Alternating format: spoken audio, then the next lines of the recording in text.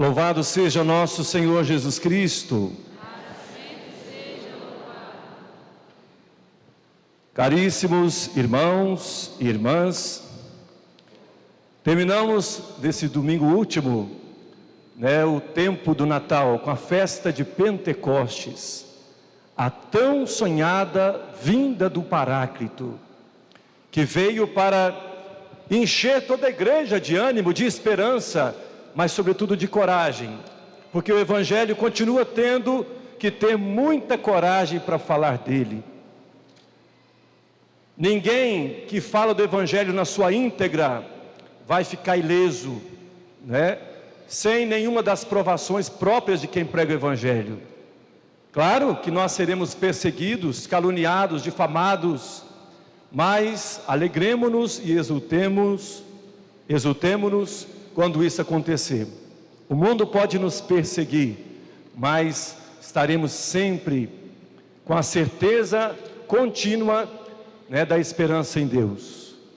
Mesmo que Deus permita para nós, em nós, o martírio, mesmo assim nossa vida estará salva, porque aquele que perder a vida aqui, neste mundo, lutando pelo Evangelho, lutando pela Igreja de Cristo, receberá de novo a vida em Deus. E agora, meus irmãos, nós hoje já somos surpreendidos, 2 dias depois de Pentecostes, com essa questão: por que nós brigamos, hein? Por que nós brigamos? Não restaria para nós apenas esperar a glória de Deus? Mas por que ainda há tantas desavenças do mundo? Desavenças entre nós? Por que o mundo fica envolto das guerras? Por que nós vamos ainda ter que presenciar essas coisas no mundo? Mas o próprio texto, na carta de São Tiago, já nos revela. Qual o motivo seria para as brigas, senão as nossas paixões humanas, nossos apegos a questões mundanas, a bens materiais, ou ideologias que não seja a ideologia do Evangelho. Nossa dificuldade vai ser muito grande quando nos exigir algo a mais no seguimento de Jesus, porque justamente nós estamos presos do mundo. Se eu vejo, por exemplo, o ministério como oportunidade de status, então eu já estou envolvido dessas paixões humanas. Se eu me deixo levar pelo carreirismo, tampouco estarei no caminho de Deus. Seja o carreirismo em qualquer área da sociedade, qualquer profissão. Quando a gente não faz por amor, mas faz para ganhar status, eu já estou preso às paixões humanas, Por que se fazem guerras entre as nações? O apego ao poder, o poder pelo poder, o poder para o serviço. O Evangelho está bem claro isso para nós, Quando Jesus vai questionar os discípulos: o que vocês estavam preocupados aí, discutindo pelo caminho? E eles não tinham coragem de falar, mas Jesus já tinha ouvido, já no rabo de ouvido assim, já tinha ouvido que ele estava conversando sobre quem seria o maior. E quando a gente se encontra nessa pergunta, diante dessa pergunta, quem é o maior? Sou eu ou o Padre Paulo? É o Padre Paulo ou é o Padre Zé Evangelista? Ou é ele ou é o Padre Monteiro? Ou é o diácono? Ou quem é o coordenador da comunidade? Quem é maior? Quando a gente começa a querer descobrir quem é o maior, já não estamos muito ligados diretamente ao Evangelho de Cristo, porque nós não somos maiores nem menores do que ninguém. Todos estamos aqui para o serviço. Eu como padre ou como pároco, seja o diácono que serve o altar, seja o coroinha, seja vocês fiéis, que estamos todos aqui juntos, celebrando essa Santa Missa. Não há maiores nem menores, mas temos funções a desempenhar com carinho, com amor, com esmero, porque quando eu faço isso com muito amor e carinho, então os fiéis vão perceber, todo mundo percebe, todo mundo sente, quando eu faço para aparecer, ou quando eu faço para o serviço.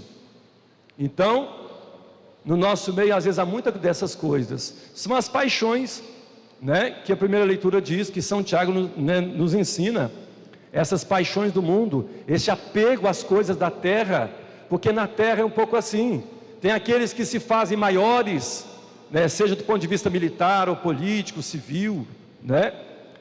Mas quando a pessoa age assim, ele perdeu o verdadeiro espírito para o qual, né, foi eleito, ou foi escolhido, né, ou foi indicado.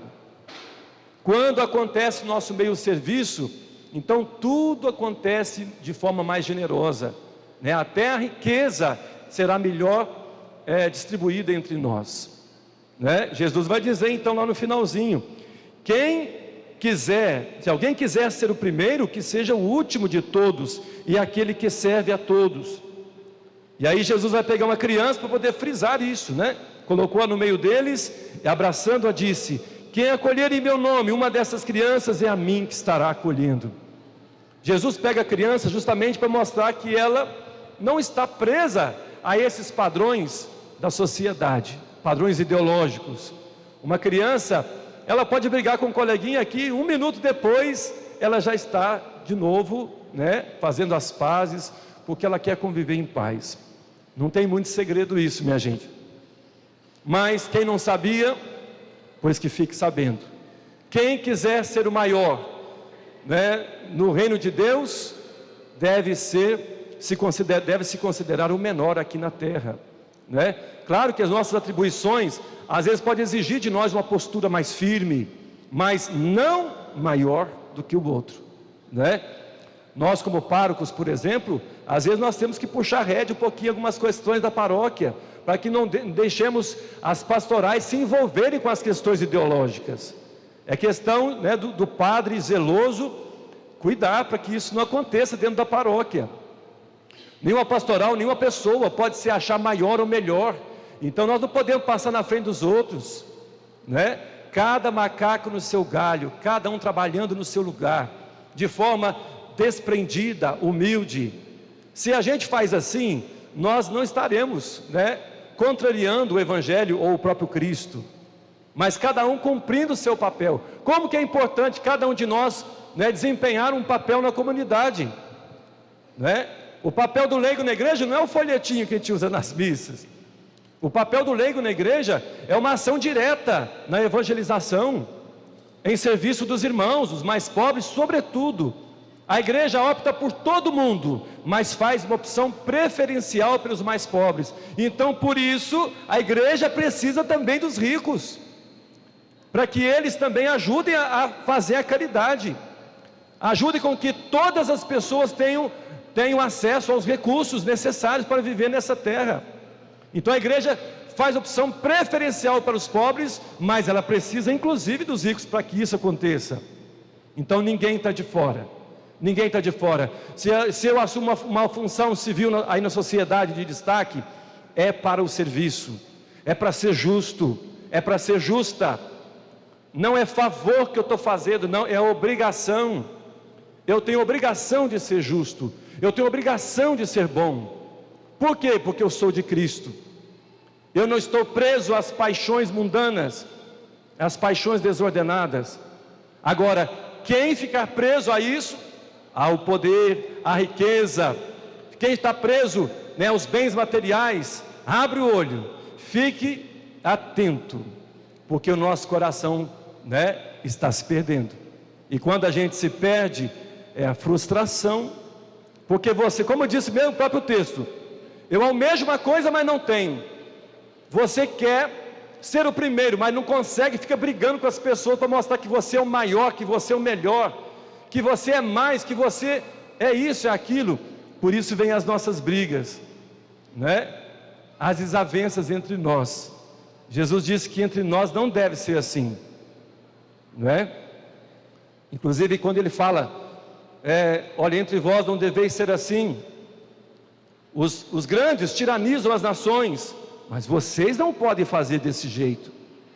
Por isso que Judas se frustrou com Jesus, quando ele pensava que Jesus pudesse ser um Messias político, um rei poderoso, que pudesse fazer guerra se necessário fosse. Mas como Jesus mostrou que o seu reino não era deste mundo, então ele agiu de forma totalmente desprendida, sem autoritarismos, mas pelo contrário, de forma serviçal. Então Judas ficou frustrado.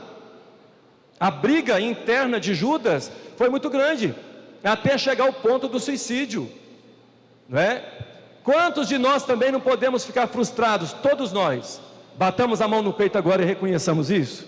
Minha culpa, minha máxima culpa, por todas as vezes que eu quis ser o primeiro, o maior, né? O mais importante, aquele que passa na frente dos outros. Nossa culpa. Nós devemos nos redimir diante de Deus e procurar de forma assim tão humilde o serviço do Cristo, né? Não interessa onde a gente vai servir, por mais que às vezes doa para mim ir para algum lugar, por mais que às vezes doa uma chamada de atenção do pároco, para poder chamar as pessoas de novo para o trilho, que a gente descarrilha às vezes, né? Saímos dos trilhos, só que ninguém ganha nada com isso. Vejamos aí a questão das guerras. Quem ganha com essas guerras? Entre Ucrânia e Rússia, Israel, Hamas, o Irã, e sei lá quantos outras nações ou grupos que ficam guerreando. Ninguém, pelo contrário, só há perdas. E é por isso que às vezes o pecado está tão presente no mundo. Nós ainda estamos muito presos, né, à questão material. Estamos muito presos a ideologias, muito presos à questão, né, do dinheiro. Como que o dinheiro seduz a gente? Como que o dinheiro nos sequestra? Eu às vezes faço o bem ou deixo de fazê-lo por interesses. Quantas pessoas se aproximam, né, do poder, mas sem intenção de usá-lo para o serviço, né?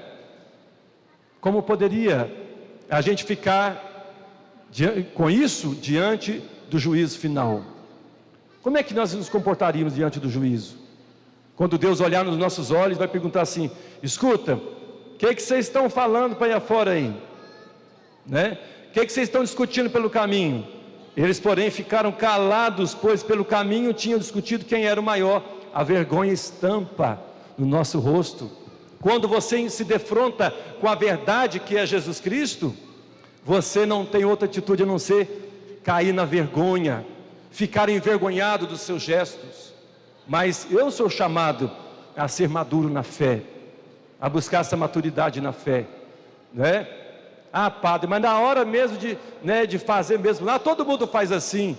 Bom, então eu vou ser todo mundo também, né? Eu tenho que ser a diferença. Eu não posso andar com o batido da lata do mundão para ir fora. Eu tenho que andar de acordo com o Evangelho, por mais que isso às vezes doa em mim, né? Tem dia que o Evangelho é um tapa de luva em mim mesmo, tem dia que é em você, né? Eu me lembro que uma vez uma mulher chegava perto de mim e falou assim, numa das paróquias que eu passei: ô padre, hoje o senhor está pregando para mim, né? Eu disse: minha filha, que é isso? Não estou pregando para você, estou pregando assim, de modo geral, ué. Aí no segundo domingo, aquele evangelho foi continuando, então a pregação foi quase sendo a mesma. É, padre, o senhor está pregando para mim, né, padre? Nossa senhora, minha filha, para com isso, não estou pregando, não é para você, é para todo mundo de modo geral. Mas eu percebi que alguma coisa estava cutucando aquela mulher. No terceiro domingo foi o desfecho daquele evangelho. Eu disse: padre, não tem jeito, o senhor pregou, foi para mim, até o exemplo que o senhor usou, né, foi o meu.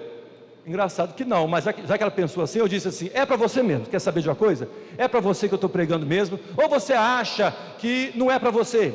É para você, é para mim, é para o outro. O que é que Jesus diz? Quem tem ouvidos para ouvir, ouça. Então a gente fica achando que a pregação é só para o outro. Bata a mão no seu peito e diga aí: é para mim também. A pregação é para mim também.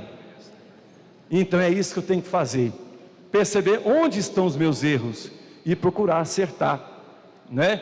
Quem quer ser de Deus, quem quer ser um homem ou uma mulher da verdade, quer ser um homem de Cristo, uma mulher de Cristo, deve sim assumir a sua culpa e procurar as formas melhores para você acertar o passo. É só isso que Deus espera da gente. Não há pecado que não mereça perdão. Sempre será em tempo, porque Cristo ainda continua, né, com os braços abertos para nos acolher. Louvado seja nosso Senhor Jesus Cristo.